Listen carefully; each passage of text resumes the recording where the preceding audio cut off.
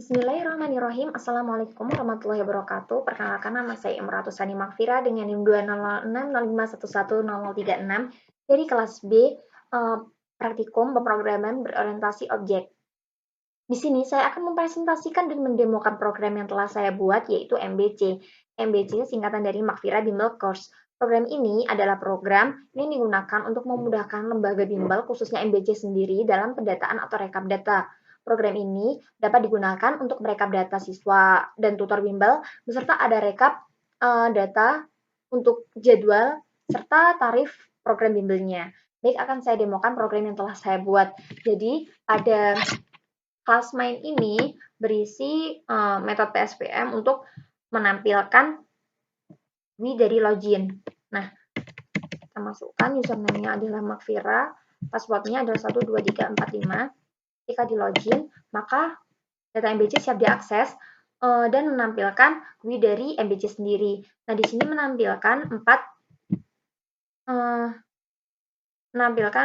terdapat 4 button, menampilkan 4 kelas, di mana ada kelas siswa untuk data siswa sendiri yang berisi ID siswa, nama, TTL, pendidikan, alamat, ID tutor, jadwal hari, program bimbel. Kemudian pada tutornya ada mengenai data-data tutor, yaitu ID tutor, nama, TTL, pendidikan, alamat.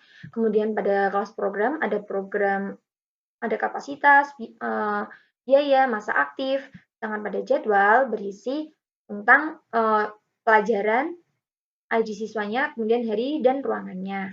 Baik, pada badan siswa terlebih dahulu, di sini berisi tentang identitas siswa MBC. Terdapat 4 button, yaitu Save, Update, Delete, dan Reset.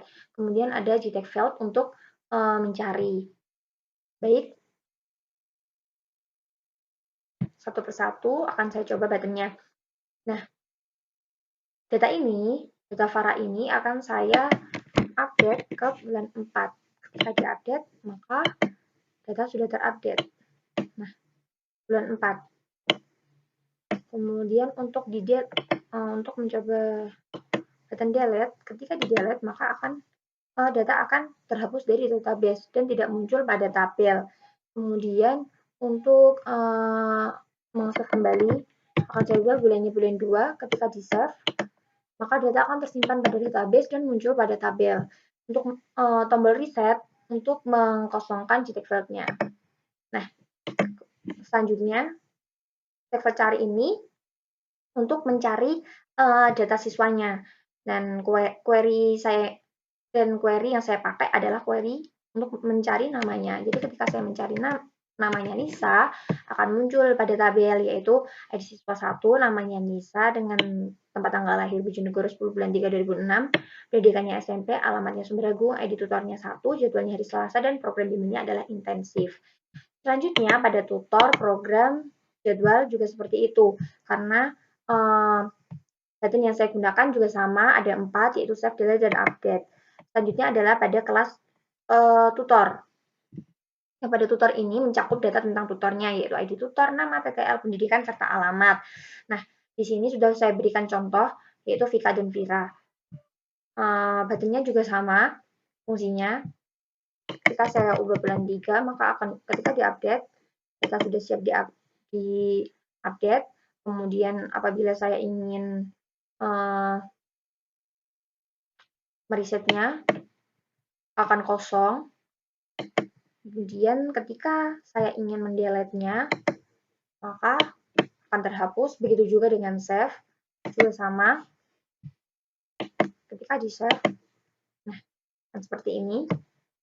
Selanjutnya pada program ini mencakup tentang merekap data tentang program itu sendiri. Jadi ketika program intensif, kapasitasnya untuk 10 anak, biayanya 1 juta, nah itu masa aktifnya 1 tahun.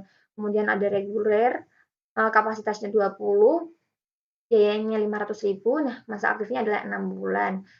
Selanjutnya ada intensif, ada reguler. Nah, perbedaan harga dan masa aktif itu tergantung dari kapasitas dan jenis program yang dipilihnya. Button yang digunakan juga ada sama, yaitu Save, Delete, dan Update, dan Reset.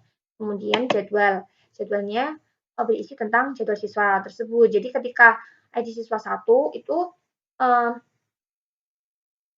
pelajarannya hari apa, pelajarannya apa, harinya apa, dan ruangnya apa. Jadi seperti itu demo program dari saya. Ketika di logout, maka akan kembali ke menu ke GUI login, kemudian ketika di cancel akan menutup sendiri. Baik, selanjutnya dari program yang telah saya buat terdapat kelas tutor, siswa, program, orang, jadwal, main view, main, login, dan database. Nah, program ini mengimplementasikan OOP. Yang pertama adalah inheritance. Tutor extend orang, siswa extend orang, yang berarti siswa dan tutor merupakan subkelas dari orang, dan orang merupakan superkelasnya. Yang kedua, pada setiap kelas terdapat instant variabel yang diberikan tingkat akses private agar variabel tidak mudah diakses di kelas lain. Nah, hanya bisa diakses melalui setter dan getter. Pada setiap kelas terdapat metode yang diberikan tingkat akses publik agar mudah digunakan di kelas lain. Dan pada setiap kelas terdapat metode setter getter yang merupakan implementasi dari enkapsulasi. Selanjutnya, pada kelas database berisi query-query yang digunakan untuk menyimpan, menghapus, maupun mengupdate di database.